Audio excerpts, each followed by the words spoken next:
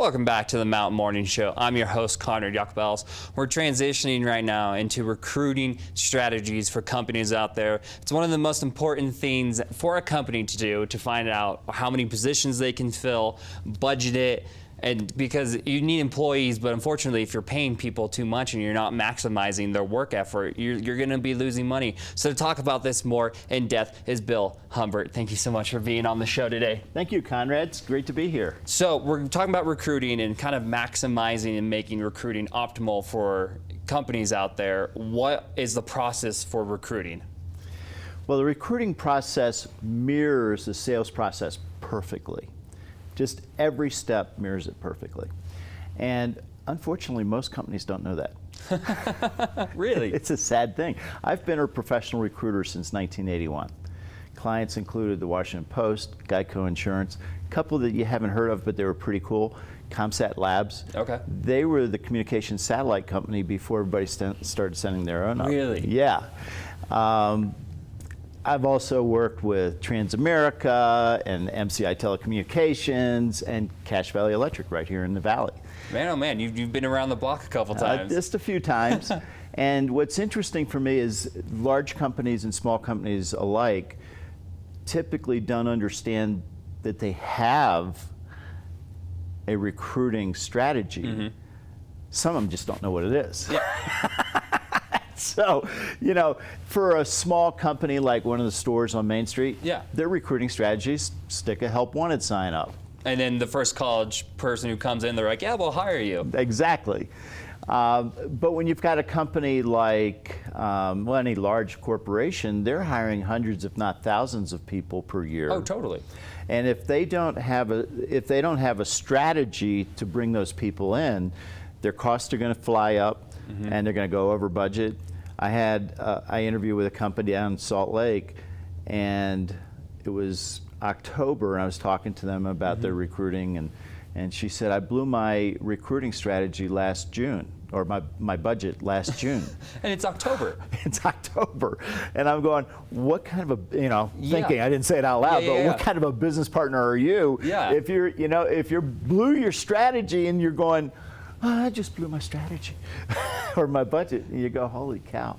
So you have to understand that since it mirrors, mm-hmm, sales process, the recruiting process does, what happens? Well, if you leave out one step in the manufacturing process, mm-hmm, let's say you're building automobiles, and you leave out the step that has the wheels in it, yeah, what happens at the end of the line? Yeah, you lose one step and everything else is just going to falter and falter and falter. Yeah. Right. And so in that one, you have a junk heap because they can't pull the cars off. Yeah. One lands on top of the next until somebody stops. Well, the recruiting strategy and the recruiting process are the same. If you leave out one thing like reference checks, mm-hmm, and then all of a sudden you're wondering, well, how come we can't find somebody that's the right cultural fit? Well, that's the step where you find that. Yeah. So developing a recruiting strategy that mirrors your process, your sales process called recruiting, okay, is important. It's kind of like a 1-to-1 ratio, and everything's going to be a well-oiled machine after that. Is there any, kind of not secrets, but tips for recruiting that you can give to companies? I mean, is it just, we're going to go on, Indeed.com and put up, a website and have millions and millions of applicants comes in? What's kind of like the good fit? Is it per company? Is it like, if you're a Main Street store, is it just fine to put that help wanted sticker on? Or if you're a big multi-million business, what are you doing at that point? Right. Well, for the small retail business, mm-hmm, or do whatever works. So if putting that sign up works for you, that's a recruiting strategy and it works. Mm-hmm. That won't work for somebody who's hiring hundreds or thousands of people. Right, they're going to need lots of signs if they're hiring. That's right, that's just not going to work. But at the same time, you got to tell people you're open. And therefore, the strategy needs to be a little bit more refined. Okay. And when you go through it, developing a solution in the sales process to the need that's out there, mm-hmm, that is your job description. Okay. Okay. So if you do a good job on the job description, mm-hmm, what happens? Everything's crystal clear. And the whole process moves smoothly. But let's say you don't do a good job on the job description. Then what happens? You source a whole pool of the wrong people. Out of that pool of the wrong people, you interview a smaller pool of the wrong people. Out of that, the manager goes, huh, gosh. We didn't get anyone right for the job. Or this is the best I'm going to get. Yeah. And so they hire the wrong person.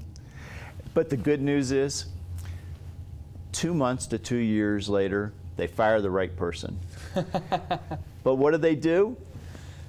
They pull out the old job description and start all over again. It's a self-perpetuating loop again. It is. So for jobs or for recruiting, do pretty much companies have to follow the same steps, whether again you're the small market or the big market? Is there an easier way to filter out people who may not be qualified? It may just be on their computer like, I still live with my mom in my basement, I need to do something right now. Yeah. Well, Conrad, I've read over 400,000 resumes since 1981. Man, I think I've written 400,000 resumes just this past year. just trying to find your way here. Huh? Yeah. Well, yeah, so I can, in 6 seconds, and that's my average, and that was timed back in 1993, so I think I can do better today. Yeah. In 6 seconds, I can tell this person's a shot or it's not a shot based on the job description. So if it's a poorly written job description, I'm going to be sourcing the wrong people too. Okay. Okay. Therefore, it's really important to get that part right. If you get that right, then everything else is going to flow as long as you hit all the steps in the process. So you're saying pretty much companies can start recruiting effectively with just the right job description. That's right. It's that easy. It's that easy.